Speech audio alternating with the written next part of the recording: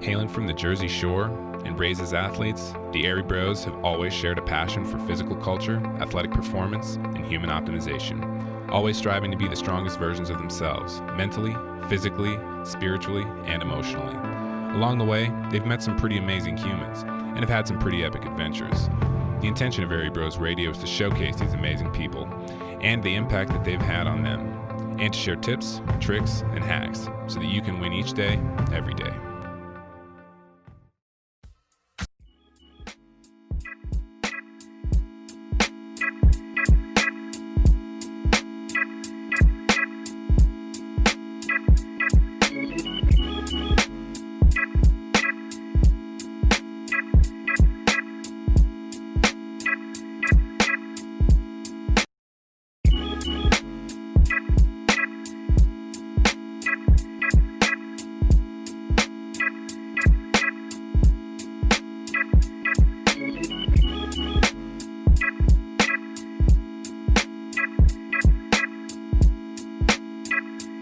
Do you like organic fair trade coffee? Do you appreciate a well-made pour-over, but just don't have time for all the rigmarole of setup, cleanup, and brew time? Reach for Mount Hagen coffee. When you want that artisanal flavor, but don't have time for all the bullshit. Mount Hagen coffee, brought to you by Airey Bros Radio. Cheers. I got 4 minutes.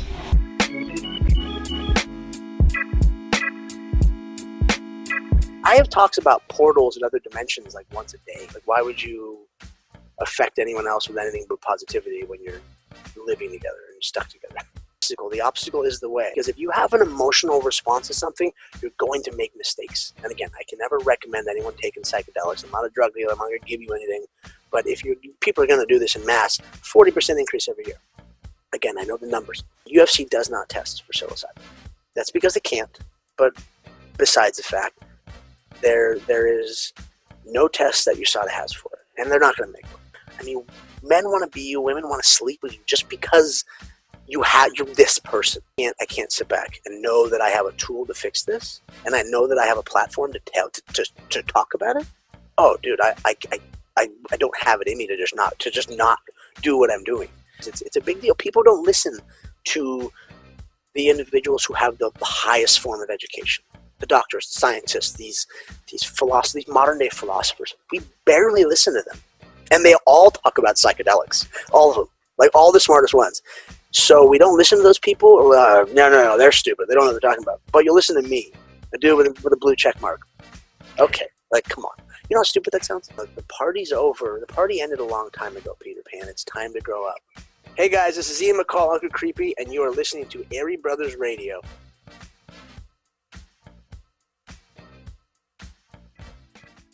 What's up, y'all?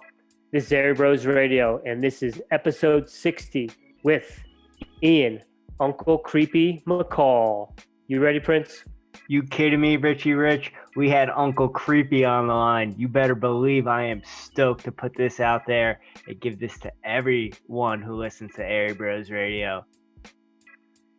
Yeah, as flyweights and featherweights, we have been fans of Ian for quite a long time, and he was at the forefront of those lighter weights in the UFC, and have been big fans of him just as a mixed martial artist, but then also recently within his involvement with Unlimited Sciences and all the work that they are doing with the benefits of psychedelics and the research that goes along with that.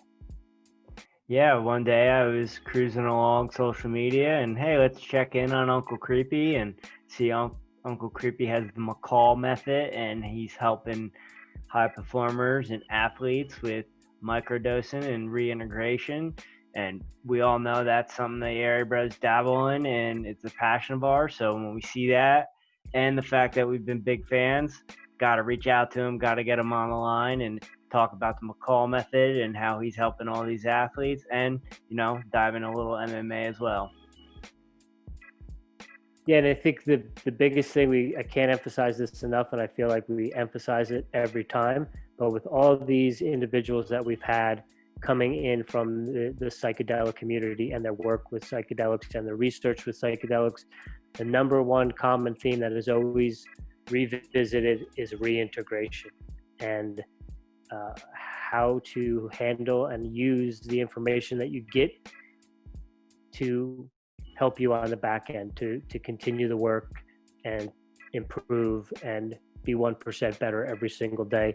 And Ian epitomizes that. It's great to hear him talk about all the information. And again, the more information we can provide coming from other well-regarded sources and individuals that are well-read and well-researched, it just further reaffirms what we've been saying in terms of, hey, look into these things. There's some things going on here you might want to look into, or hey, there's some benefits with this stuff that you might want to look into. So it's great to have Ian on. We've got some other people from Unlimited Sciences coming up as well that we're going to bring you to. So stoked and honored, humbled, and yeah, I think at times I was sitting in there talking to Ian and I was pinching myself a little bit. Yeah, 100. Back in 2012, late 2011, when the phthalates were coming back, that's when I went over to ketones and got back into jits, because of phthalates. So yeah, it was epic to have Ian on here, and he's someone who is into the same things we're into and putting the same message out there and just spreading it. So yeah, this was a win-win for us for sure, Richie Rich. 100%. Hope you all enjoy this as much as we did recording it. And if you like what you're hearing, you give us a review, whether you're on iTunes, Spotify, wherever you're at. Hit us up, give us some love, and if you're not already, hit that subscribe button as well too. Sit back, relax, and enjoy this episode of Airey Bros Radio. Much love. Namaste from the boys of 1512. Super stoked to have you on. We've been big fans for a long time. We are both featherweights, and so we've always been big fans of MMA, and also are big fans of psychedelics. And I've had conversations with Del over at Unlimited Sciences, and I actually our fearless leader. Yeah, the first time I spoke with Del, I told him about the time I took LSD and ran the Boston Marathon. I like it a lot. Yeah, and so we got into the conversation of psychedelics and microdosing, and then he had mentioned what Unlimited Science was doing, and then mentioned that Rashad had gotten involved, and then we saw that you were involved, and you've got some things going on as well, and we just want to get you on and talk about how you got into psychedelics and what you're doing with your work now and your coaching and stuff like that, and yeah, just how life is treating you in Orange County right now. Sounds good. How's the lockdown? How are you guys handling it in the OC? It's, we work from home. My youngest daughter, my daughter, she's 8. She's already homeschooled. And, a big portion of that is just her stress response. She's got juvenile rheumatoid arthritis. She's had it since she was 2. Now she's back to being a super ninja and extremely cognitively advanced, for her age. But we started it with, okay, I don't want stress, so you're going to be homeschooled. And she loves it. But now, the 15-year-old, my girlfriend's 15-year-old wants to do it. And we love this. We're having a lot of fun. I mean, there's 6 of us in the house, and we're just getting along and having fun and bonding and making sure that every day we go through a practice of being good and kind and happy with each other. Because that's, we do have a choice at any day, but you shouldn't have a choice at this point right now, because we're stuck at home together. Why would you affect anyone else with anything but positivity when you're living together and stuck together? What about you guys? Where are you guys at? You're in Colorado? We're in Denver. And so it's weird in the sense that when the stay-at-home was in effect, you could go out in public and you were free to wear a mask or not wear a mask. And now that they've lifted that and we're reopening, now most, if not all of the businesses that are open, supermarkets, it's required that you wear a mask. And I actually had a Karen that was screaming and cursing at me at the Natural Grocers last week because I took my mask down to read my shopping list on my phone. And out of nowhere, I just hear, "Put your fucking mask on." And I looked, and it's this overweight woman. And she's like, "I'm sick. You need to put your mask on." And I was like, "I'm just looking at my shopping list. My glasses are fogging up." And then one of the clerks came over and he's like, "Sir, you're going to have to put your mask on or you're going to have to leave." I'm like, "I'm just trying to read my shopping list." He's like, "Sir, you're going to have to put your mask on or you're going to leave." And I'm like, "All right, I'll vote with my dollar and I'm going to leave." And then came home and proceeded to order a mask that says "I eat ass" on the front of it. And so now when we go to Natural Grocers, that will be the mask that I pull out to put on. You know, these people that some people might call them stupid. I like to call them uneducated. And, when you see someone, and sure, we have to do our best to not be shitty about it because, we're healthy, we're fit, we have we build our immune systems, or I'm guessing you guys all have been, through natural food, through supplementation, through these things. And it again, I don't mean to fat shame or be mean to anyone, but just it's so frustrating, dude, when you see these people and they're whether you feel bad for them or they gross you out or whatever your reaction is to it, it's never positive. And it's like, especially at these times where everyone's in this constant state of fear and negativity, and it sucks because it's from either side of the coin. It's hard. It's hard to deal with people like ourselves who are like, "I know everything. You're stupid because you don't build. You're fat or whatever." And then on their side, they're like, "Look at these fit idiots that think they know everything." So it's rough. It's really rough out there right now. And I keep the people in my bubble, my business partners. I mean, dude, everyone around me, family, friends, is healthy. We go above and beyond to do this. And sure, some of them, I've got really good friends who are very smart that we have the world's first FDA and third-party certified CBD lab and product. So to get that accomplished, I've got some very efficient individuals in my life, and sure, my friends and I pulled it off. And we used to be, we've been in cannabis for a long time. So just what did we used to be? We used to be criminals, but now we get shit done. But these highly intellectual individuals, some of them believe the earth is flat. Some of them believe in these conspiracies. And I just look around and I'm like, oh my God, there's so much error in everything that's going on.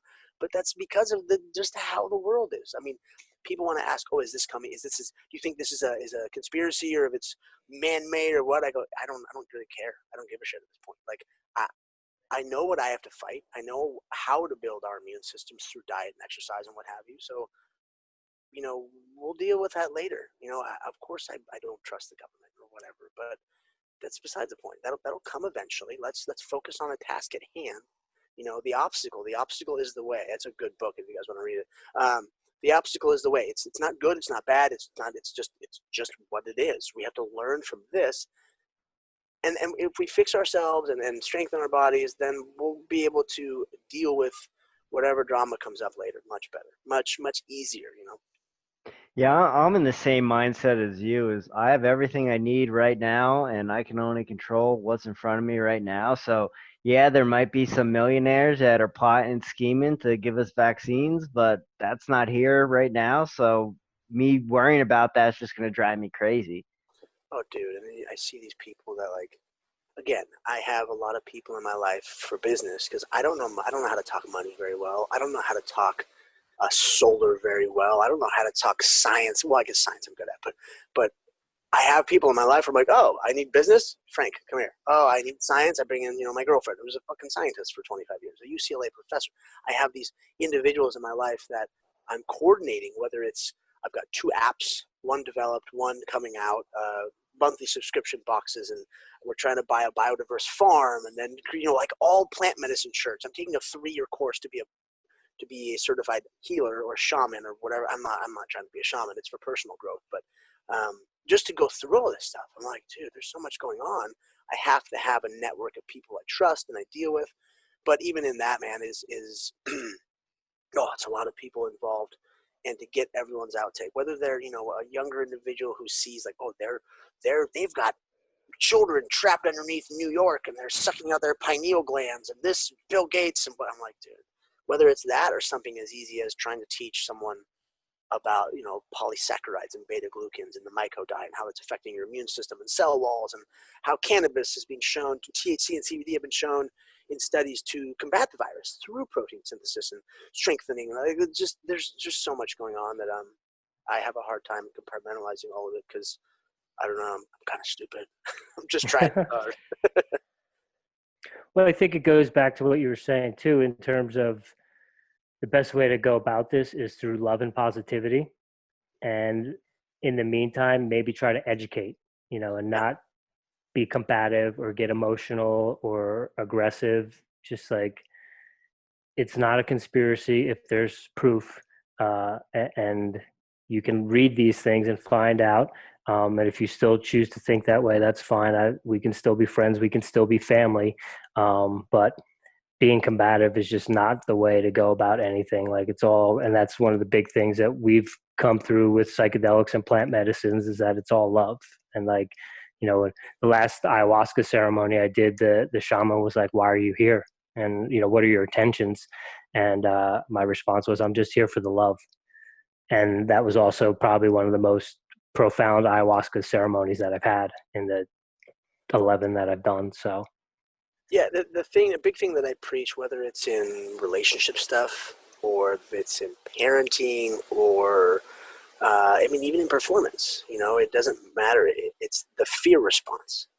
Okay, our bodies have the fear response, and whether you're microdosing or macrodosing, you can see through, or at least knock down that fear response, that wall, to where again, performance and cardio and in engaging in the performance is that you flow better. Or if you're sitting across from your loved one and you're trapped at home having a bad time, and again, I can never recommend anyone taking psychedelics. I'm not a drug dealer. I'm not going to give you anything.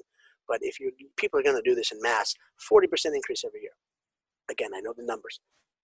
If you're going to sit across from this person you love, and you're living with them, you have children, or whatever it is, the fear response is gone. So then you can not only say what you need to say to this person, but you can also hear what you need to hear without having that emotional response to something. Because if you have an emotional response to something, you're going to make mistakes. You're not going to be able to think about it properly and to analyze and compartmentalize it, make it work. You know, so like you were saying, the setting and intention, your mindset, you know, how is your mindset going into this? Setting, who are we with? You know, where are we? What's the music? How's the feel? And then the intention, obviously, what are we looking to accomplish? What is our intended purpose of this trip? And you sit in a circle, whether it's, you know, both sexes, one person with you, a group of just men, doesn't matter. You talk about it, you go through it. You know, during you have the, you know, whether you need it or not. I mean, some people just lay there.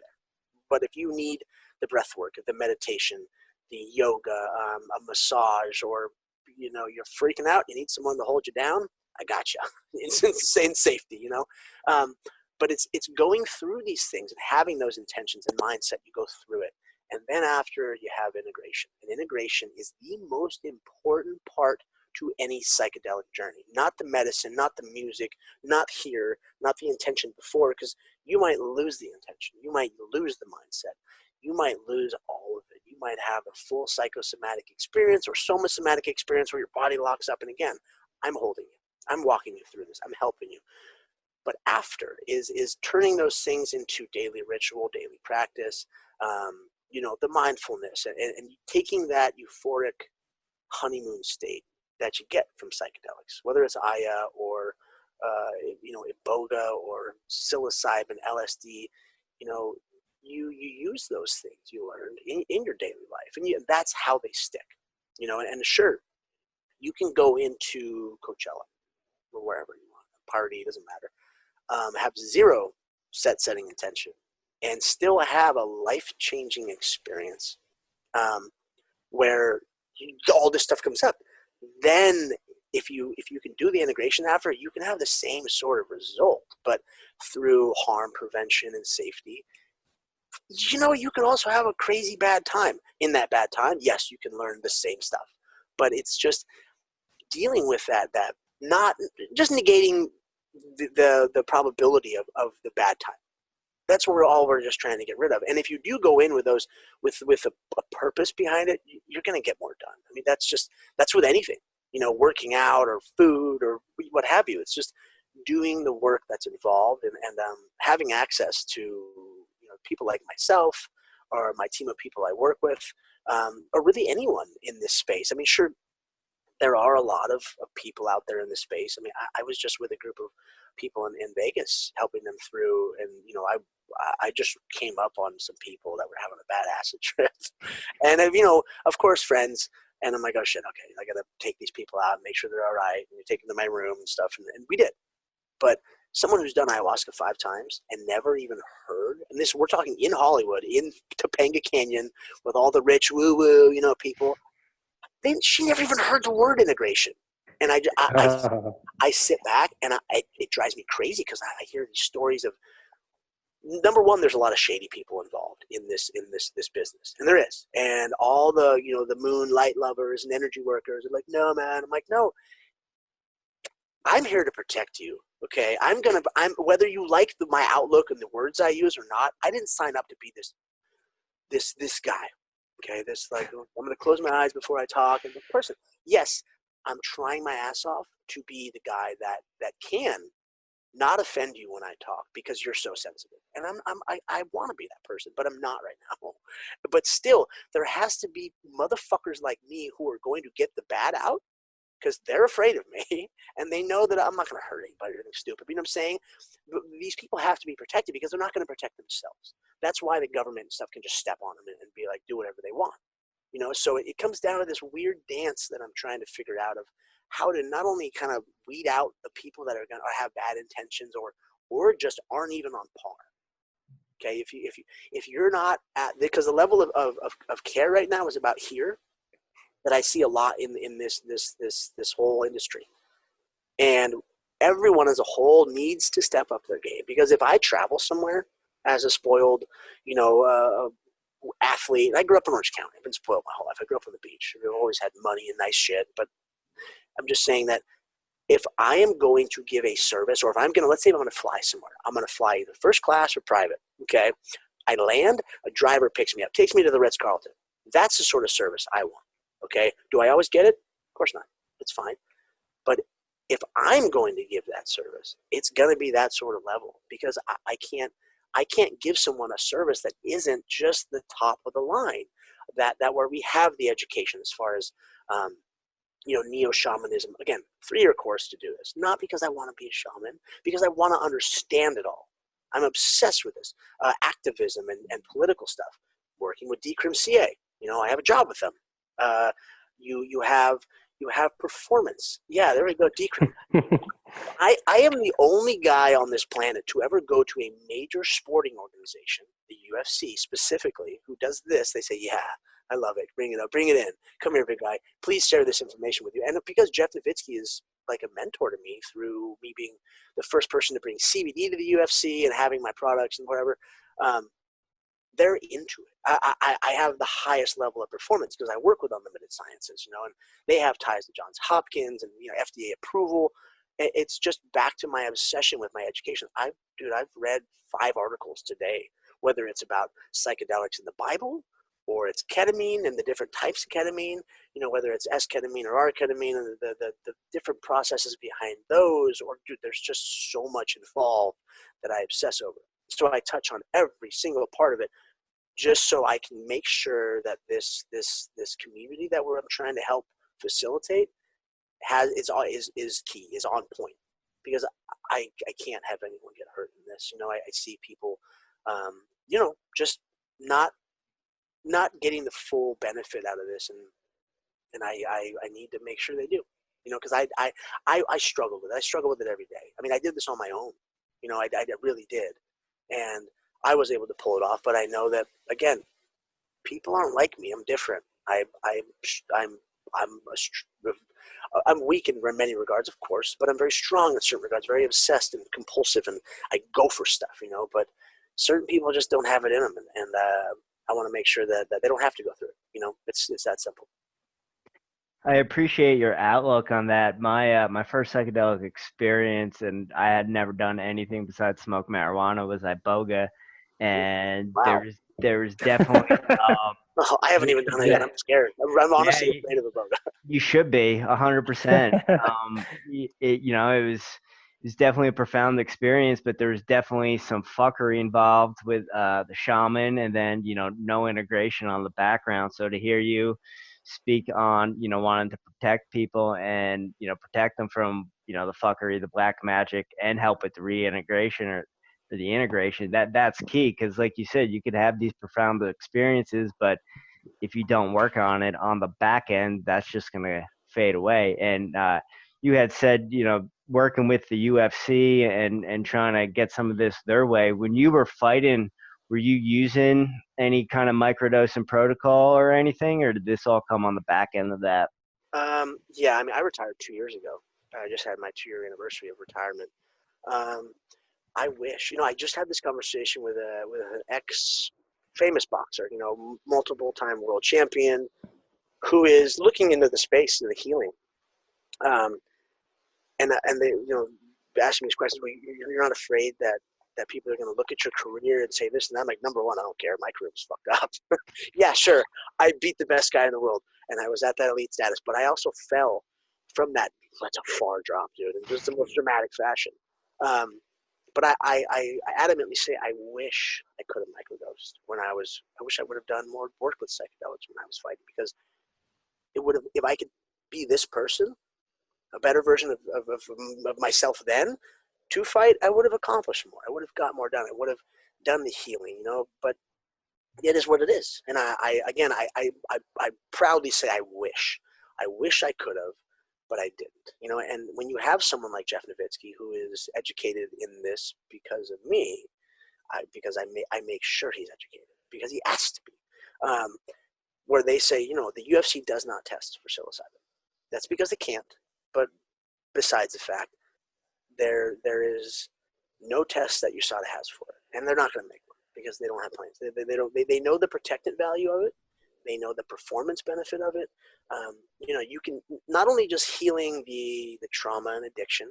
We're all broken children, but also going into a fight. And this is something that I'm probably going to get shit for.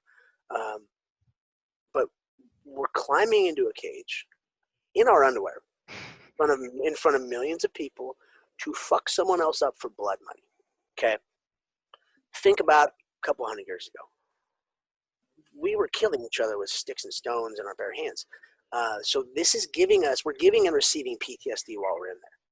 So if I can not only negate the damage, heal previous damage, save from more damage, protect the brain, and then also deal with the emotional, psycho-spiritual even sort of stuff where this isn't going to affect someone later on in life, because I see, and everything relates back to fighters. This is how it all started. Me wanting to fix my people, because it breaks my heart to see people's wives, ex-wives, girlfriends, whatever, reaching out and going, hey, these people, these athletes are abusing their families and loved ones in every way, shape, and form. Every single way. And sure, there's certain things you don't want to think about or talk about, like sex and whatever, but it's there. I guarantee it is, dude.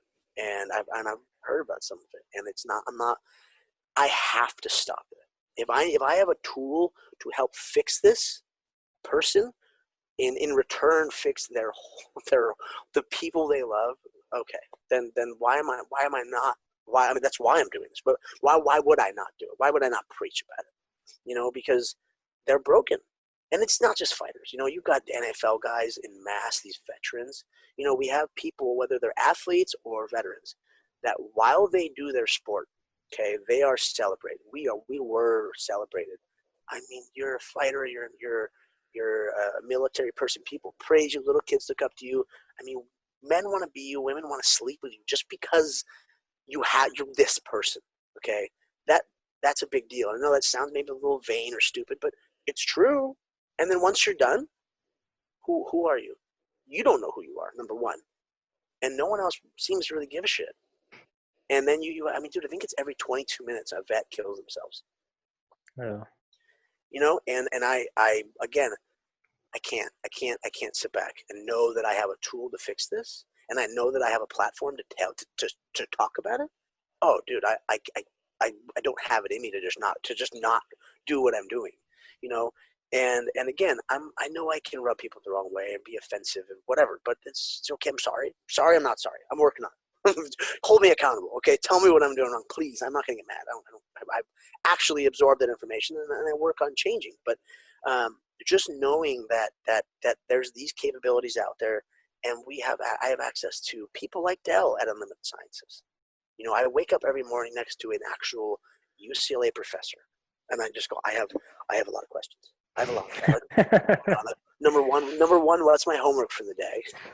You know, number two, what about this, and that? You know, like there's so much going on that I told you I obsess over all of it, and it's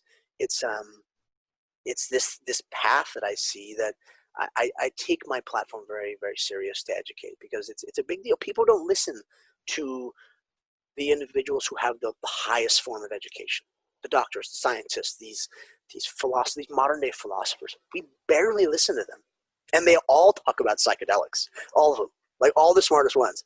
So we don't listen to those people. Or, no, they're stupid. They don't know what they're talking about. But you'll listen to me, a dude with a blue check mark. Okay, like come on.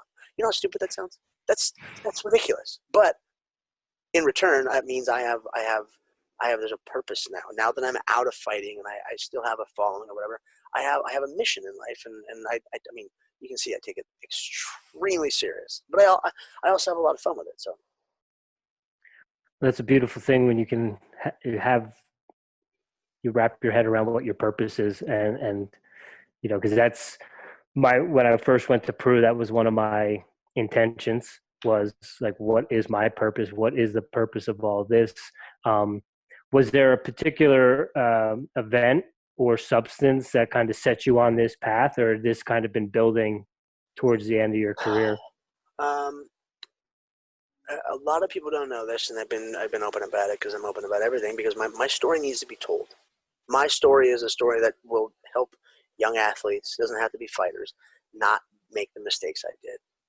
You know, that's all it is. I'm just going, hey, I'm an open book. You know, how can I help? I was on painkillers from 14 to 34 years old. I'm only 36. That's over half my life was spent on pills. The one time I became sober, I became the best in the world. And again, don't know what that means. Don't really care. It is what it is. I was able to reach an elite status. Not good, not great, elite. I beat the best guy, one of the best guys in the world. Okay. And everyone knows that that's how good I am. But I just had a lot of issues. And about, I don't even know when the first time I smoked DMT was. 5, 6, 7, 8 years ago. And I went, oh, you know, the party's over. The party ended a long time ago, Peter Pan. It's time to grow up. Count Chocula, you know. It's time to fix this. But then again, I still had years of abuse behind me. I was snorting Oxycontin a few minutes before I walked out to the ring in my last fight when Horiguchi knocked me out. Like, that's not supposed to happen, okay?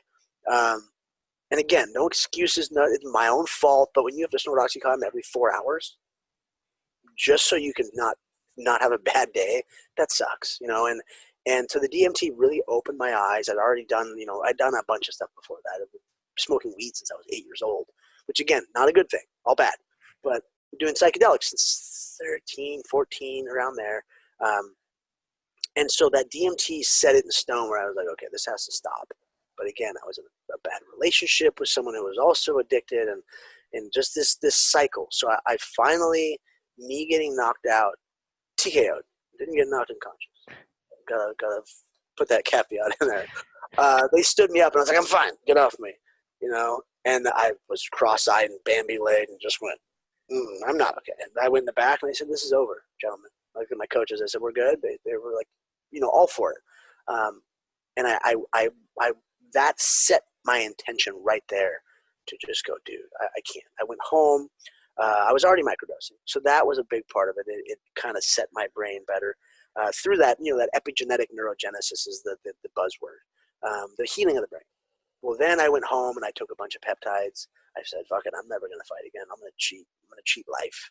So I biohacked with, obviously always diet and exercise, but a bunch of peptides, hormonal, regulation through, regular TRT, testosterone, low amount, but then I regulate other stuff like my BDNF and NAD+, brain-derived neurotrophic factor with nicotinamide and whatever, to BPC 157 or BPC blend. I work with a lab called Pixis Labs, highest level of peptides you can get on the planet, the best technology. And I know that because I use it and I talk to them, and they have they're very famous biochemists that just happen to be my friends. I have an affinity for smart people. I went through that process through a bunch of work with psilocybin. 2.5 years of microdosing, weekly macrodosing all the time. I fixed it. I fixed my brain. I did the education. Now I'm of course I've been dabbling in whether it's ketamine for performance or depression or LSD or I haven't tried ibogaine, or I have some ayahuasca drops. I need to start microdosing more. But I'm just learning. I'm just going through the process of figuring it all out because I'm a performance coach and I need to teach people how all this works. And I have it down. I have a coaching platform, but like when I came out with the Mccall Method, website dropped. My beloved, or whatever people in this industry call it, their loved ones, my girlfriend, she looks at me and goes, cool, this is cool, good job. But what is the Mccall Method now? Now we have to figure that out. And I was like, oh, God damn it, lady. What are you doing? This was good enough. But no, there's a lot of processes, and we're in the beginning, so I can take my time learning it all and talking about it. And yeah, I make mistakes. I've said shit that I've gone back and thought about. I'm like, oh, dude, that fact was wrong.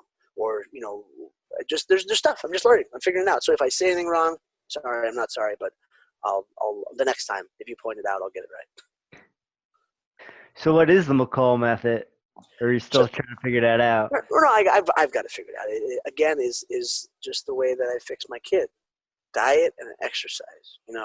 That's how I started the path to healing. My daughter diagnosed at 2.5, couldn't walk, couldn't think straight. At that point, I was raising her by myself. First 5 years I was alone. Her mom was busy. Back now, everything's amazing, proud of her, love her. But at that point, it was hard. It broke me. To see your child, my little girl, not being able to walk or think straight, having depression. I'm sure she didn't really understand what it was at that point. But my kid's a super athlete, and to see her butt screwed across the floor because she can't walk, dude, that sucks. And it started with taking her off the chemotherapy drugs and the painkillers and all this stuff they were trying to put her on, and it was diet, exercise, and cannabis oil, and high doses of cannabis oil, RSO oil. Getting a little kid high is not funny. As much as I giggle about stuff, it's not. It still hurts, but it was better than thinking she's not on those drugs, the actual drugs, pharmaceuticals. So then I take that thought process into what I do now, my own healing. Diet and exercise are first. I preach the myco diet because mushrooms are really important. As you guys probably know, they're more closely related to us than they are plants. So think of the symbiosis there, how we can absorb what they have to offer a lot easier. So you have obviously a great source of protein. In certain mushrooms have different levels, obviously. An amazing source of vitamin D. Again, different levels, different mushrooms. But you guys, vitamin D is huge. And people say, oh, these cures for coronavirus. Nothing I preach is a cure, but you're at least safeguarding yourself on a lot of levels. Vitamin D absorbs the fat, turns into hormones, good hormone stuff.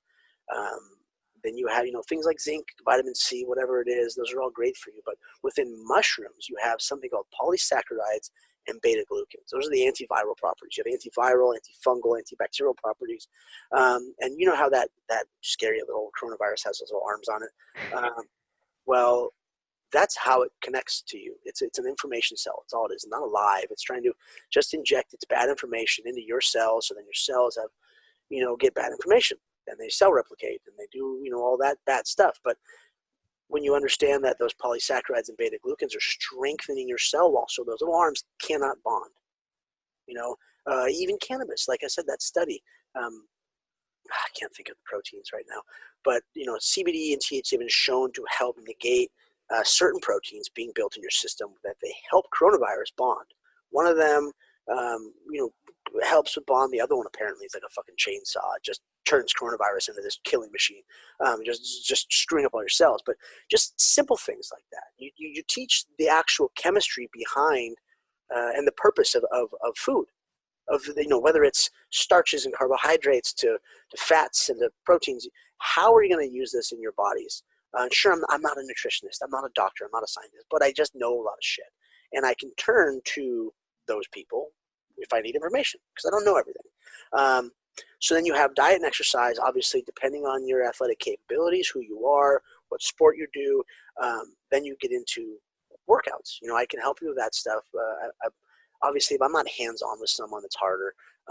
But even the breath work, the meditation, I've been training under Casper Van der Noen or Wim Hof's resident scientists for years, and I have to get my psilocybin-assisted breathwork. I'm really excited about that.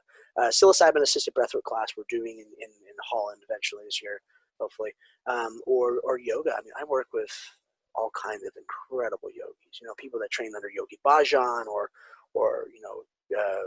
Johnny Kest, or there's a million people that I go to. So it's starting there, building this foundation of physical stuff. Physical with the food and the exercise and all that. Then you get into the psychedelics. Okay, so with a client, I would take, say, a fighter, take you down to one of my shamans. I've got a couple, and that I work with, Native American or what have you. We go on a vision quest because obviously I have my team there. I have the shaman, I have the girlfriend to do the analyzing of the person while I do it. But it's more interactive. This is the whole process.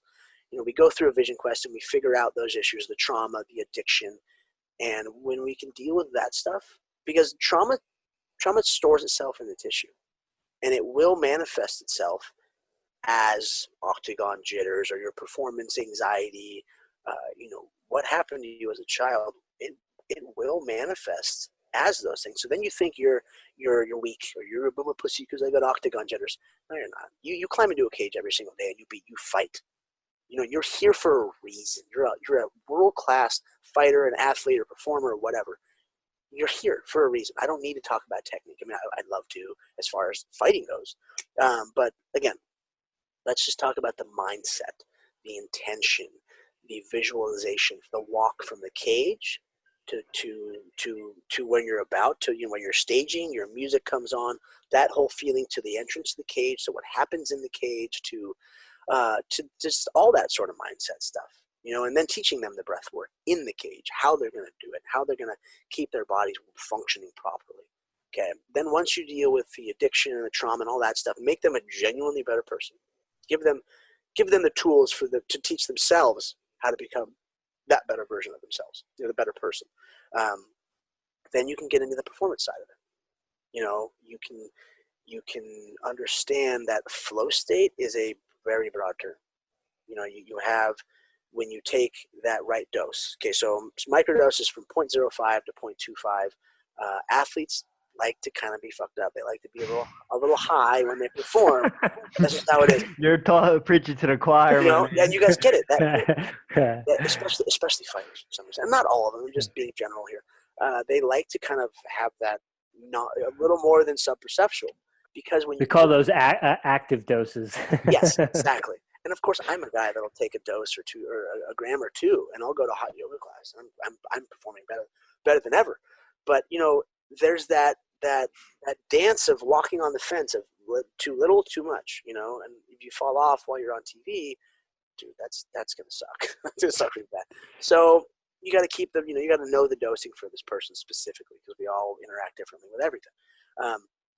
So you have, with that heightened sense of reality, that little bit bigger of a dose, you have an uptick in vision and sound, and smell and taste, linguistic abilities, the analysis of what you're doing, the thought process, the breaking down of my interaction with this other athlete that I'm about to engage in. The fear response is down, so engaging is, there is no fear there. Then you have the vision, so you can see the microaggressions. You can hear the microaggressions in their breath, their posture, their face, their movement, the muscles and flexing. And, you hear and you see it all. Okay, so then you can engage. You can go for things you've never gone for, be creative, and not have that's fear behind it. So then you get into the breath. We'll go to cardio. If you're not afraid to get tired, and you're that well trained, you're not going to get tired. I mean, your breath is just, it's just locomotive. Like you're breathing smoke. I mean, you're a machine at this point. Then you have not just the cognitive, the enhancements, the efficiency in your brain and way all that works, but the kinetic efficiency of your body. I mean, you're not going to be physically stronger, I guess, per se, with testosterone or steroids or what have you, but you're going to move like silk.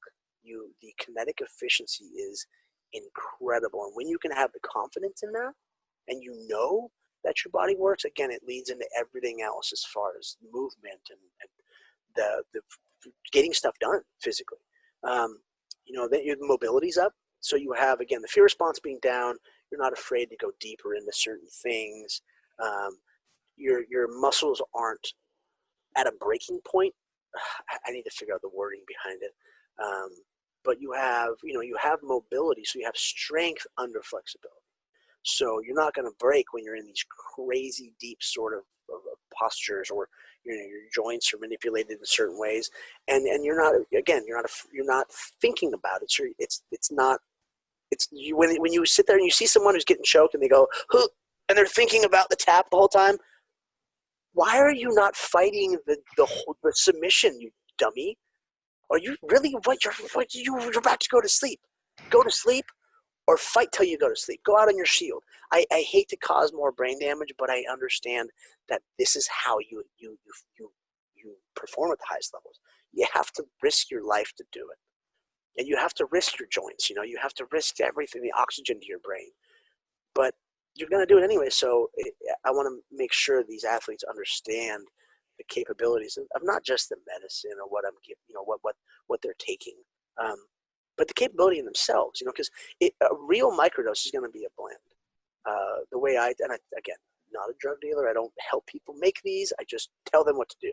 Okay, so you need, for athletes, the nootropic and protective value. So let's say for MMA specifically, you've got protective value and nootropic in lion's mane mushrooms.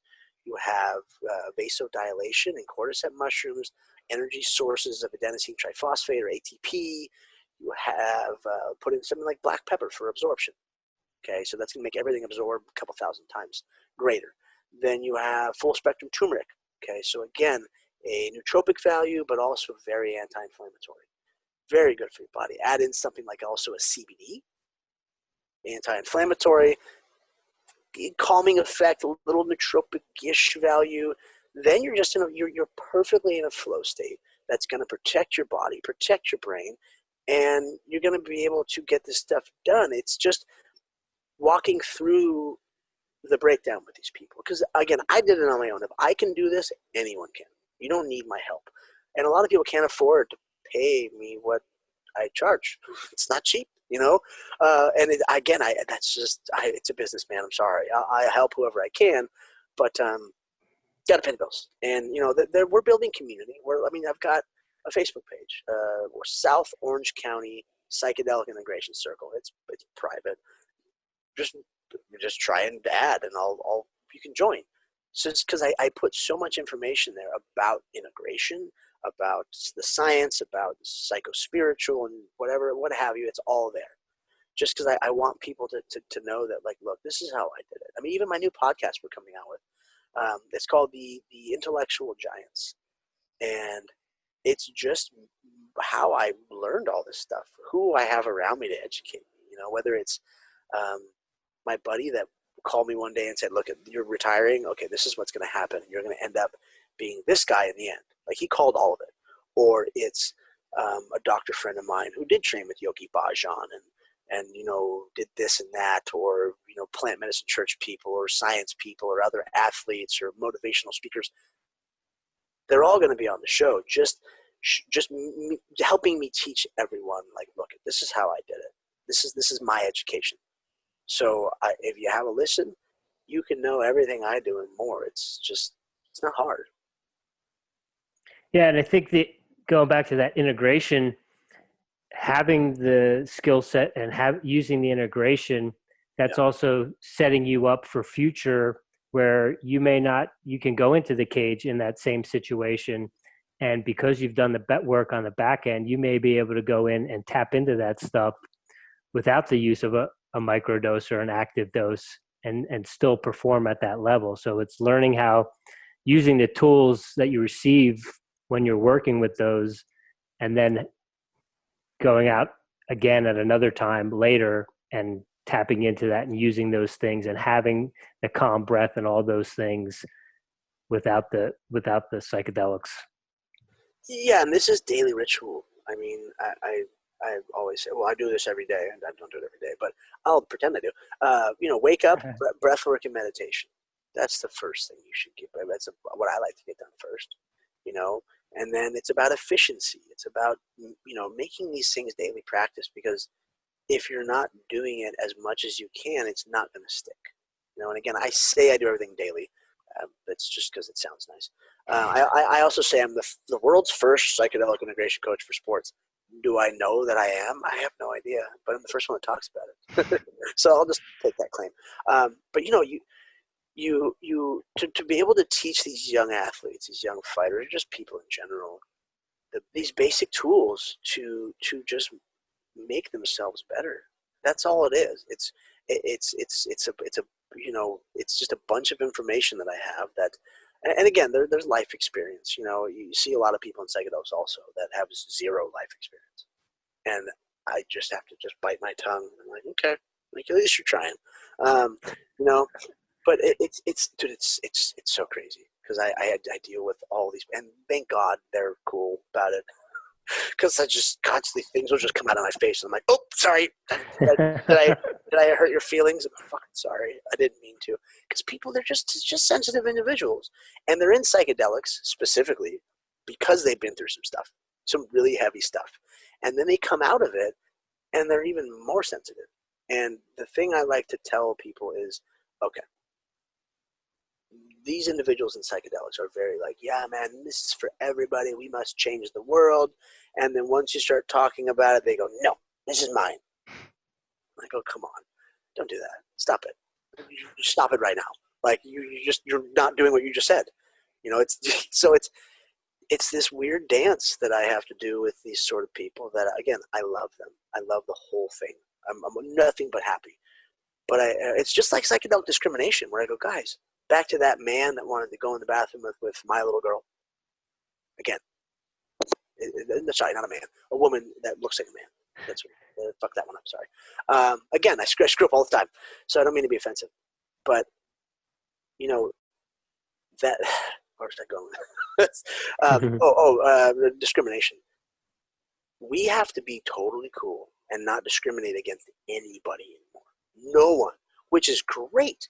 You know. But this is how it should be. Yet, you have a bunch of people that are discriminating against us, psychedelic people, and or even worse, because I don't give a shit what you think about me. Like, cool. I hope you like me. I really, really like that. But when it comes down to it, whatever. It doesn't bother me. But you're going to discriminate against my loved ones, whether it's my parents or my kid. Oh, okay.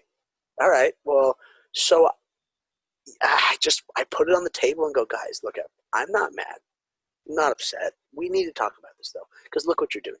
Especially, you know, it mostly comes from a churchy standpoint. I mean, let's be honest here. All these people who come from Jesus or what Muhammad or what. And again, I'm not against religion. I'm not. If that's what you need to feel good in life, then do it. Cool. But how are you going to shit on me, or even whether it's Christian to Islam? Just, you know what I'm saying? They just hate on each other, and I go, this isn't right. You expect all this, just everyone to be open about everything, but you're not doing it.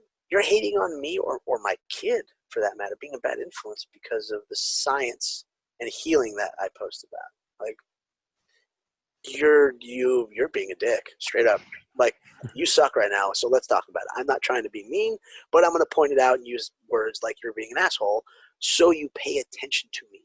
Because, again, this has such a great impact on the planet that,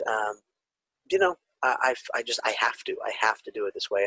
And again, I'm sorry if it's a little abrasive to people, but I'm not going to stop. I didn't sign up to be this guru.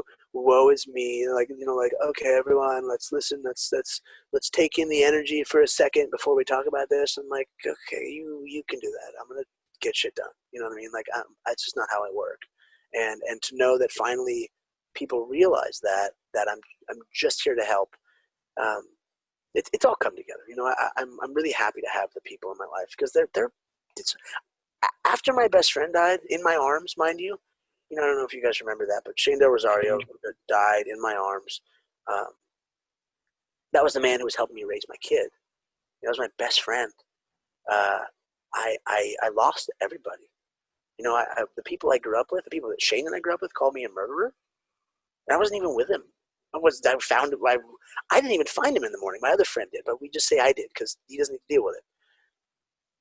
And you're gonna call me a murderer? Oh, I'll fucking show you, murderer. Like, okay. And I had to avoid these people, and that was like 6 years ago.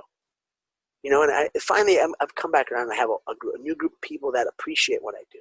And sure, I'm a little crazy. I'm not like them, but they see the benefit in what I'm doing and that I'm trying. That's all it is just serious effort to make myself a better version of myself.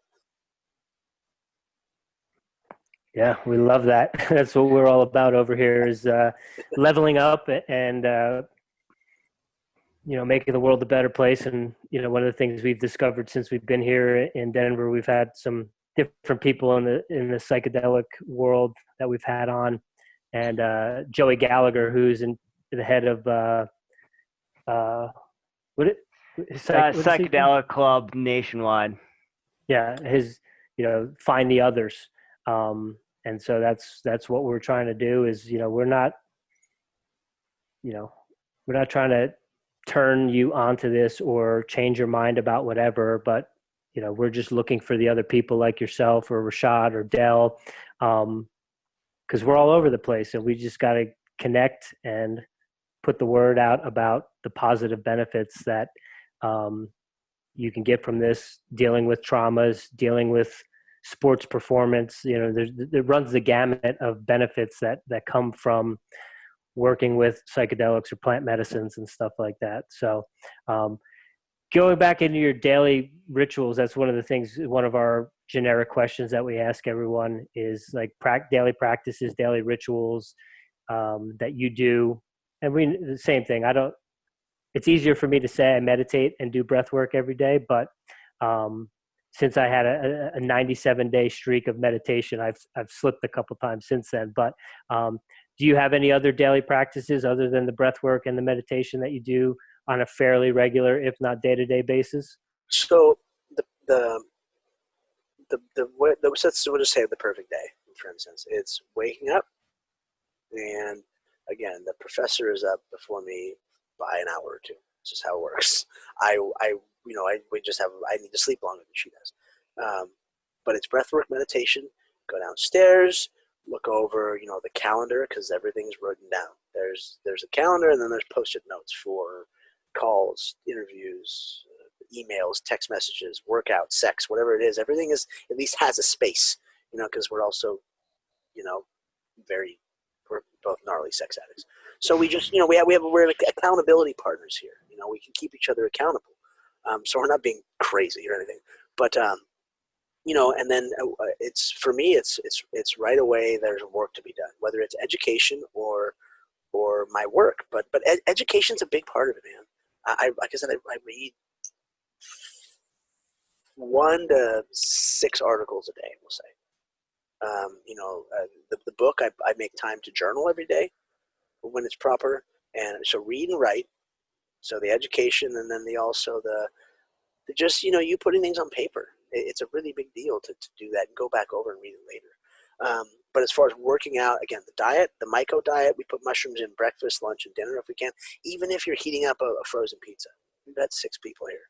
A lot of kids, like ranging from 8 years old to let's see, 8, 15, 21, 24, 36, and 47. Okay, diet's huge. So it's the breath work, meditation, diet, and exercise. You don't have to be like me.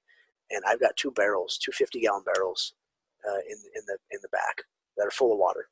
Like, that's 400 pounds. You don't need to be wrestling with a 400-pound barrel full of water, but get out and move every day. You have to do something and use the daily practices of mindfulness. And I mean, dude, I go downstairs. The first thing I do is whoever I see, my daughter, my girlfriend, her kids, is, hey, I love you. You look beautiful this morning, or whatever. It's just something positive to make myself smile, to make them smile. Then right away, the first thing out of the gate during the day is a positive set of chemicals in your brain. You don't want cortisol and all these other stress hormones pumped up from the first second you wake up till you go to bed. That doesn't work. You're just surviving at that point. You have to have the positive mindset. You do. And sure, I guess this is a lot involved, but it's not. There's simple tasks that'll make your life better. 5 minutes of breath work, 5 minutes of meditation. Go downstairs and take 10 seconds to say something nice to the people you love. Give them a hug, kiss them, do that. I promise you, your day after that will be a million times better. Then you can get into the education and the workout, and blue light's huge. If you can, be out between 7 and 9, so you have the blue light for your circadian rhythm. Dude, there's so many things. I mean, all the way down to neuro-linguistic programming. I don't have certifications in anything because I don't know, just not how they work. I have a blue check mark, so I don't need one. But you do these things like NLP, and you think of what are the stories that I tell myself, and what are the stories that I tell other people, because those are huge. And to be able to work on those things, there's so much involved that I'm trying to put on the plate that is the Mccall Method or whatever. Maybe it can be a little exhausting, I guess, but if you can get those things done in the beginning of the day, and then the rest of your day, the middle of the end, will all be much more beneficial. The sleep will be better, the focus will be better, the workouts will be better, the sex will be better. I mean, everything is better. I look at all that stuff. How is the performance of all of it? How is my performance as a parent, as a lover, as a partner? I analyze all of it, and so I guess this is a long-winded answer of dude. There's a lot. It's this daily practice of all that sort of stuff that makes it work. So being your own boss and the one you have to answer to, how do you keep yourself accountable? Oh man, I have a lot of energy, and the thing is like I said, I've got 2 apps. One's already built. One's in the MMA space. One's in the psychedelic space. A multi-subscription company we're looking at, which is tied in the other part. You've got the biodiverse farm we're trying to buy, so we can live at with a plant medicine church. There's a lot of things, and I don't, comparatively to someone who's at that sort of level with Professor, that there's a process where I'm all over the place. There's no, who knows? I don't even know how this is all working. The things come in, and I get hyper focused and I get them done. And if the people around me see me getting off path, getting off course, I tell them look, I'm accountable. Hold me accountable, please. Or if I do something wrong, if I do something to offend somebody or say something the wrong way, I make sure that someone, and these are individuals that don't ever do that with people. These, like I said, these softer, more mild-mannered individuals that you know, I don't want to say meek because I guess it's kind of bad. I don't know if it's a bad word or not, but it just comes off a little that way. They will grab me and go, hey, look at, like, shake me like a baby, like, stop it. Get back on task, you know? And I'm cool with it. It's fine. I beg them to do that. So for me, it's having other people hold me accountable because I'm a madman. I'm motoring like this from when I wake up to when I go to bed. And it's just, yeah, I mean, I can hold myself accountable pretty well too. It's just, it's, you know, knowing your capabilities and going, okay, I lack in this area, so I have this person here to help me with it. So Go ahead, Jim. So kind of, you were talking about it before, how, you know, you were from 14 to 34 with pills and what have you, and now being in the psychedelic realm and holistic living. Do you get the itch to, hey, I'm a new person, I want to go test this in the cage, or is that completely done? I'm way past that. And I have one caveat, of course, which is a joke. I say, okay, if Henry Cejudo will come out, now this is an extra added part because he just retired. If he'll come out of retirement, put both belts on the line, or fuck the belts, let's make a BMF light belt. Okay, pay me a few $1 million, I'll think about it. But yeah, realistically, I don't want to hurt anyone anymore. It's not in me. I also don't want anyone to hurt me. I don't want to go through training camp because that's miserable. I'll go train, like I'll get a wild hair in my ass. I'm gonna go train, you know, because sure, I can go in to a gym like Team Oyama or where all these pros are, and I can still get down. I can still choke them out and fuck them up in certain regards, but it hurts after. It's horrible.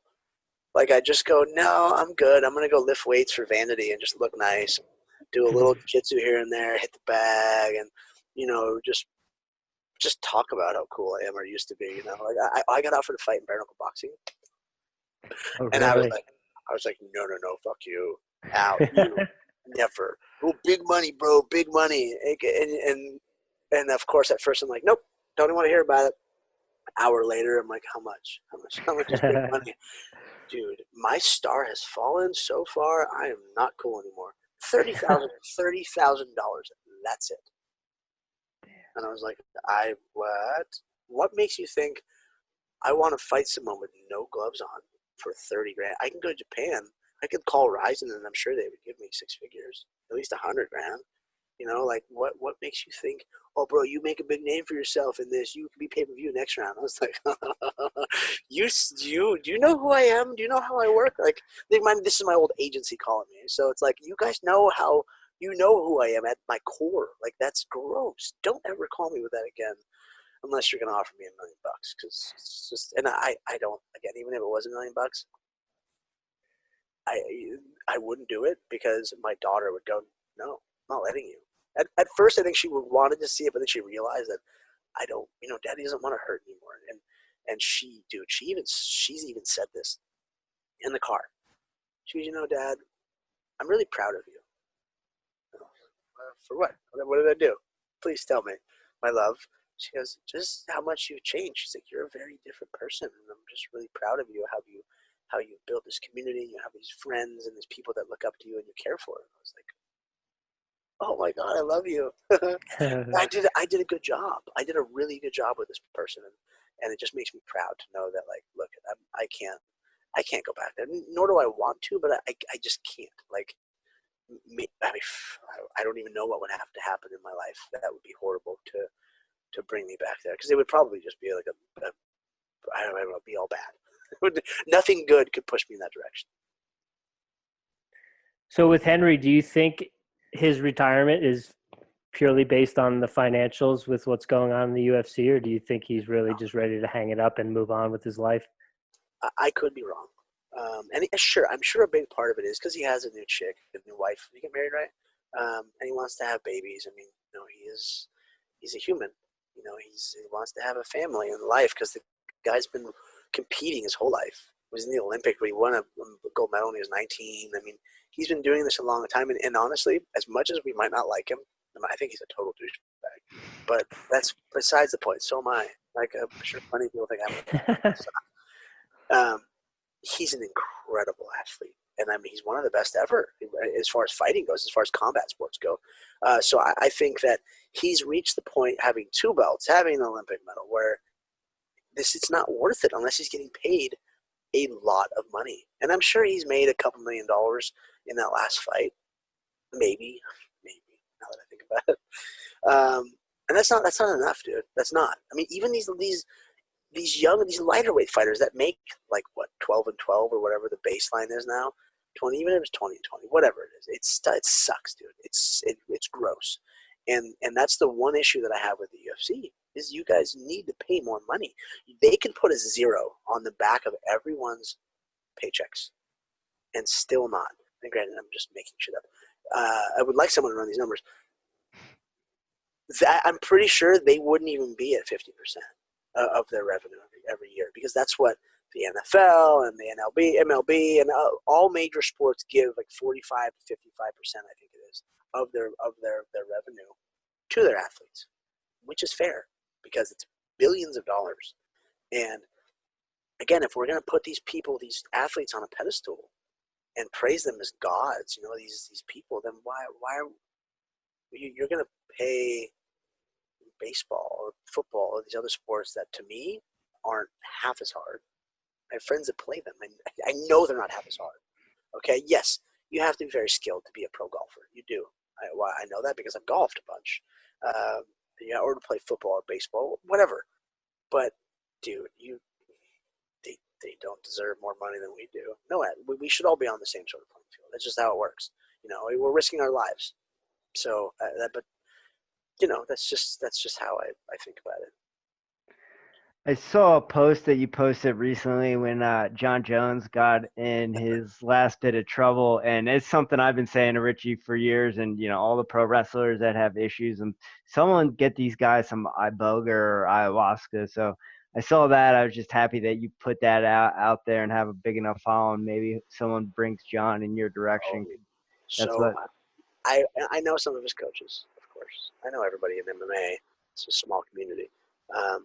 But if you only knew the type of celebrity from all types, like different walks, that reached out and go, hey, are you going to help him? You can help him. I really know you can help him. I was joking. I say shit online to get a reaction because I'm good at it. And that one, I really sat back and went, okay, maybe this doesn't help, because I've hung out with John. And John and I don't get along. Like, I'm not a fan of him personally. Greatest fighter, I think, ever. They're the most gifted, naturally gifted talent in fighting we have. But to see the fact that he was in a car by himself, hammered, empty bottle, with a gun shooting off rounds, dude, that doesn't seem like you're having a good time. That makes me think you're going to kill yourself. And again, I haven't talked to John about it. I don't have John's phone number. We don't chat. But that's just from my perspective. And when that sunk in, I went, oh, I have to say something. I have to reach out, because I can't let that happen. And yeah, I've spoke very closely with some, just that side of it. And it's out there. I just put it out there and saying, look, this is what we're doing. I'd love to help, because I just can't have that on my conscience that I could have done something and not done. Again, back to Shane. I hate saying this because his family and whatnot, but this is part of my story. Okay, he partied himself to death. He had CTE, TBI, drug addiction, all these medications they give us that make you crazy. Just like the wrestlers, I almost married one of the original divas. And I was just Ryan talking Shamrock, right? Yeah, I was just talking to Sean Waltman the other day. I love Sean, but dude, those wrestlers are fucked up. I mean, they're bad. They're really bad mentally, cognitively. Where again, I can fix these people, and I adore these people. I'm friends with some of them, and I just go, okay, I'm gonna do everything in my power to reach out and talk about it, because I cover all the bases. I touch on all those different things, and I'm not afraid, because I'm not out here doing anything illegal. I'm just helping people go through that process. And with someone like John, I mean, that would obviously be be huge for business or whatever. But just the fact that I have a chance to help, whether it's him or some random person who's going through this, it does not matter. They all need it. You know, they all deserve it. And you know, again, back to this, the me having access to celebrities, the people in psychedelics, it's like, you know, they get shitty about it. I'm like, I don't. It's you're missing the fucking point. But yeah, you know, that's that's it. Yeah, when everybody does better, everybody does better. So, like, we have these tools and we have this knowledge. Why wouldn't you want to help someone like John Jones or help a celebrity? Because at the end of the day, you know, not to get too woo-woo, but like Neil deGrasse Tyson says, we're all made of stardust. We're all one. And yeah, I mean, you really, for some, you don't really experience that or understand it until you do psychedelics, and then you have that moment, whether it's, you know, a difficult experience or you're in bliss and nirvana. You feel the connection. Or if you're in a circle with 20 people and all of a sudden someone's crying or someone's puking, and you kind of, man, I wish I could help. How can I help that person? Well, I'm gonna say a loving kindness meditation for them right now, and hopefully send some of that energy their way so they get through this difficult experience that they're going through, or processing their trauma, whatever it may be. So yeah, I don't understand some people and their, you know, this is mine. You can't. I'm taking my ball and you know, going home. You can't have it anymore. Well, you know, you have something that is again, the training I'm going through. It's neo shamanism. People get very touchy with. Even my brother, I was like, oh yeah, check this out. I'm gonna take this course, and he goes, you're a shaman. You're not even supposed to say you're a shaman. Like, listen, I know that. I'm not saying I'm a shaman. What I'm saying is that now, because the information is there, in the age of information, you can't have secrets. And if we can combine these healing modalities from all over the planet, I mean, and all these medicines from all over the planet, and we're not hiding anything for our own, then everyone will benefit. You know, again, it's just like me tapping into the celebrity network, the pollination effect. Okay, the more we have, or the more people we have talking about it, to where I have people that go, "Oh, have you seen Goop?" Like, yeah, I've seen Goop. You know, like, I don't care how you get the information, but I just want you to ask about it. Whether I saw Elon Musk talk about this, or I saw you talk about this, or Gwyneth, or I saw this person on Oprah talk about it. Doesn't matter to me.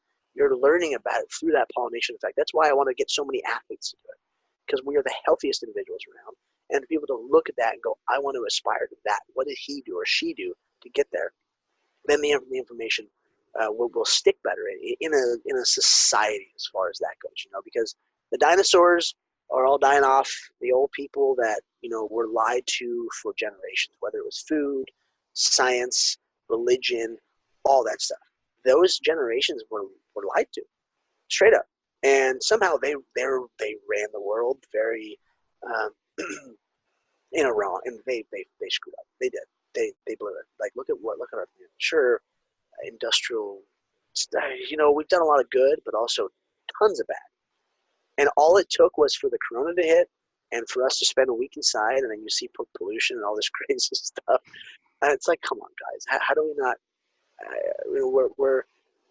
We have to just teach. We have to teach. We have to show these older individuals that kind of are still in charge, not only that they were wrong, but that sounds bad. To just show them that they were uneducated, and that there's healing benefits of this. And a lot of them grew up in the 60s and 70s. You know, like my dad, like, he's all for it. But again, they have those stories in their head. Well, this guy ate this, and he thinks he's a glass of orange juice. Okay. Like, there's a lot of misinformation out there, and we're just trying to. That's all. That's like the most universal misinformation out there. I think everyone has heard that story at some point in time. I know. Oh, I know a guy. You're like, do you though? Or is this urban legend as usual? You know? It's just like the candy thing, the poison candy thing in Halloween. Yeah, I read this whole article about all the research behind that. There's been 2 incidents of death in poison candy from people that did it to their own children.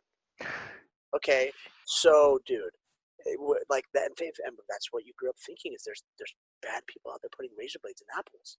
You know, like we just get this mindset where it's like, blah, you know, and it's just all false information, and it's stuff that we're fighting against. It's created stigma and what have you, but we can reverse it all. It's not. I think it's going to be easier than we think, especially in this day and age with the internet. Yeah, and it turns out the poison in the candy was sugar all along. Well, yeah, and that's exactly. And I love sugar. Don't get me wrong. Oh, me too. know it's delicious, but yeah, that's the real poison. Yeah, it's my number one preferred drug of choice is sugar. Yeah. So it's cheap and it's readily available. Yeah, you can get it anywhere, and you don't have an age on it. Ian, we appreciate your time today. Before we get out of here, we got some rapid fires. First question is, do you have a favorite fight of your own of all time or favorite moment? Oh, man. So my favorite fights, I would say Daryl Montague when I actually won the belt. Because, yeah, I solidified myself. The Formiga fight when I beat him was just kind of funny. I was like, well, that wasn't supposed to happen. But I'm back. And I actually signed. Remember I told you I became the best in the world when I was sober? I had one fuck up. And that's when I had a drug overdose and died. I signed to fight Formiga in the hospital when I was getting over. I mean, I aspirated. Like I was in the hospital for a week. It was bad. But again, besides the point, just a funny fact. So I would say either the Montague fight, you know what, the DJ fight, the first one. You won that, by the way. Yeah, and that one, it hurts so much. So that's more or less, I have a negative outlook on that one. So maybe in UFC, Brad Pickett, because I pistol whipped him in Ireland, and those fans are crazy. And that was a good one. That was probably my best performance in the UFC as far as it's just that one. I mean, I had one hand. This hand was busted and was infected, as you can see. That's when it closes. But it was stuck like this actually at that point, and it was infected. And I was hitting it with it. Like it hurt. But as my coach, most smart coaches say, "Oh, is your hand broken? Does it hurt?" Like, yes, coach. Like, keep punching. It'll go numb. Are you a coffee drinker? Oh yeah, I love coffee. Yeah. How do you take it? How do you brew it? My favorite method of brewing, and I cook a lot of food. My mother was a chef, so I just raised her on the finer things as far as mouth pleasure. French press, man. French press, good high grade coffee. Stick in some sort of mushroom supplement, coffee creamer. There's a bunch of them. There's a million of them out there, whether it's layered superfood or whatever. There's a bunch of them. Some sort of mushroom mix, and then I'll put in, my turmeric and black pepper and a little bit of cinnamon or what have you. It's small blends though. Just a good coffee is really important. You have a favorite coffee spot in the OC? Oh, Hidden House. So my buddy. Where's that at? There's 3 of them, I think. I know there used to be. There's 2. There's Santa Ana. Downtown, the old town Santa Ana is rad. I mean, that place has become gentrified and become pretty awesome. It's where I was doing comedy for like every Tuesday, Monday, Tuesday. No, wait, Tuesdays we're in LA. Every Sunday, Monday, when we were in Santa Ana, Costa Mesa. But yeah, my friend Ben owns a place in San Juan Capistrano. It's Hidden House. It's on the street called the Ramos District. It's like the oldest part of San Juan by the Mission. It's beautiful, and their coffee is delicious. And if and when I team up with any sort of coffee company to make those creamers with mushrooms in them and all that sort of stuff, that'll be the company that I work with because, again, you got to build your base of friends strong and your tribe. So that's something that I'm going to be doing eventually when all this production happens again. What music you listen to right now, and any podcasts if you're listening to podcasts? Oh, I've been on Ben Greenfield's a lot. Third Wave, obviously Rogan's.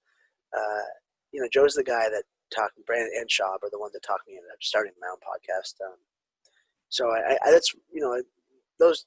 Well, I don't listen to Fighter and the Kid much, but Rogan's, those ones, the psychedelic ones, are my favorite, I guess. You know, music wise, dude, I listen to everything from you know, Krishna Das, this kirtan, you know, Kundalini based sort of stuff like Simrit and Snatam to, I've been really, you guys ever watch Vikings?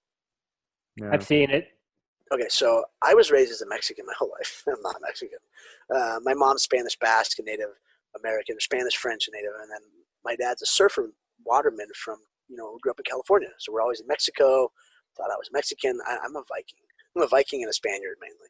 A little bit, 10% Native and Greek, but I got really into not only that. I realized why that show called to me so much, and the music involved. There's a guy named Gildir, Danheim, or Duna. That's been my steez. That's been my favorite music, especially when I go through psychedelic, you know, journeys. Is having something that's very close to your native source, you know, and the drumming and you know, there's a lot of stuff. I mean, there's that. I've been listening to Subcarpati recently. It's a Romanian band, and actually, I'm going to pick up my first instrument for forever, and that's called a frula. It's a Bosnian or Serbian. That's where my girlfriend is from. It's from modern-day Serbia or Yugoslavia. And it's just a flute. I don't know how to play anything else, so I just figured I could play a flute. But I mean, the music goes everywhere from Gary Clark Jr., who was trying to talk into performing for us, or the Last Knife Fighter, to rap, to Immortal Technique, who I saw recently is a friend of mine. Like, my music selection is so out there that it's hard to pick one. I just, you know, I'm too sporadic to pick. Do you have a favorite SoCal punk band? Man, punk band. I mean, I was raised in the hardcore scene here in OC, but then when, you know, going to college, I was hanging out with some sharps, or to explain this specifically, non-racial skinheads. My best friend's a very Mexican, and skinheads started as non-racist sort of thing in England with the ska and you know, reggae sort of movement, mainly ska. And then it got shitty and got racist. Well, I hang out with the non-racist ones because, again, I'm not that white, so I can't be racist. Can't be one of those assholes.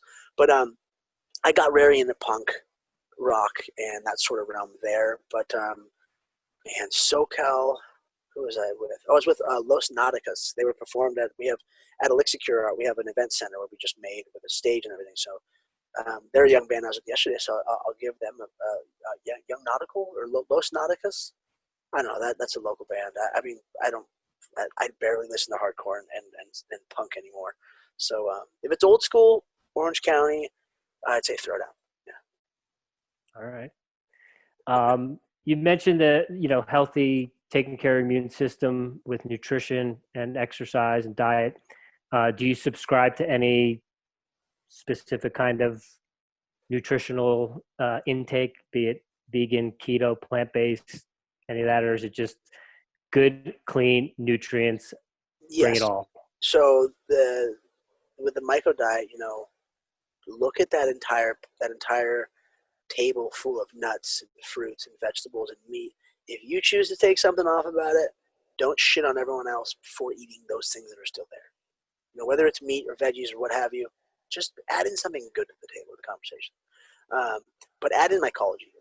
I get all my supplements are mycology based. You know, I work with a company called Life Cycle.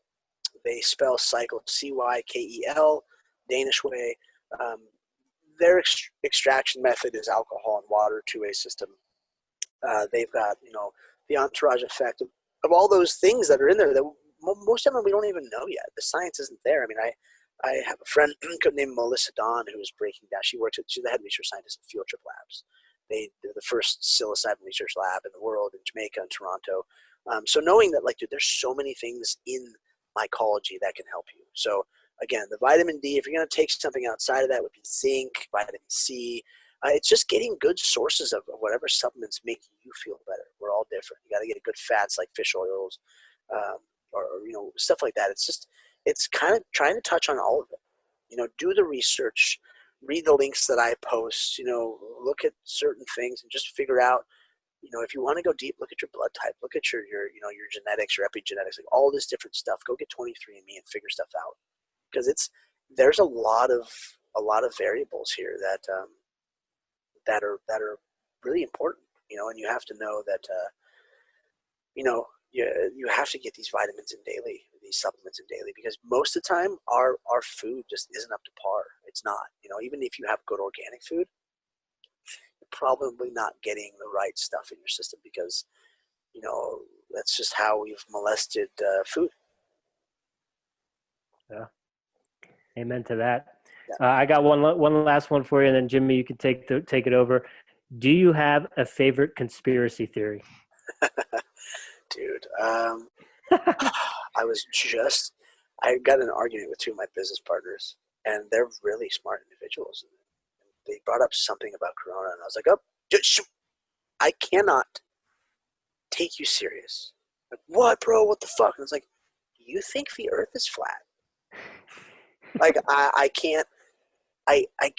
Now that I just have heard you, I've let you tell me all this stuff about it. I can't take you serious. I'm sorry. Like, there's no fucking, lizard people under the ground living, and there's no ice wall. Like, I'm sorry, I just can't subscribe to that. But my favorite would have to be,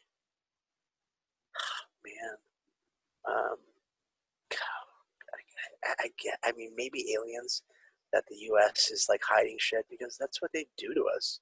Of course they're hiding. If they have it, they're not going to show us. And they just released those videos, which it'd have to be aliens, because it just excites me. I look at the stars. I was in Joshua Tree, or Pioneer Town, I guess, over the weekend, which we're going back to, and just staring at stars and just looking at the vastness of it. Whether you're on psychedelics or not, it's incredible. And dude, I started to think about it. People that grew up in cities or wherever, that they don't see the lights. Some people have never seen those sort of stars before. And then and it blows me away every time I go there. I'm like, wait, you're telling me people have never seen this? That's out there every second of the day. You look up, and it's there. You might not see it, but it's there, and it's insane. So there has to be life out there. And then you get into the numbers of whether it's the percentage of it being there is huge. The percentage of it being more advanced than we are, obviously small. You see my obsessive nature, where I think about stuff too much. Probably because I smoke too much weed. But Well, just like you said, looking at the stars in itself without psychedelics can have a psychedelic effect to you. And before we moved to Denver, we lived in Leadville, Colorado, which is the highest incorporated city in America at 10,200 feet. Wow. So you want to talk about being able to max. Yeah. And then also out here is the San Luis Valley, which is the largest high altitude valley in the world, I believe. And it also has the highest concentration of UFO sightings in America. And I have never seen the Milky Way as spectacular as being in this valley, where there's just no light for like over 100 miles in any direction. It's breathtaking, to say the least.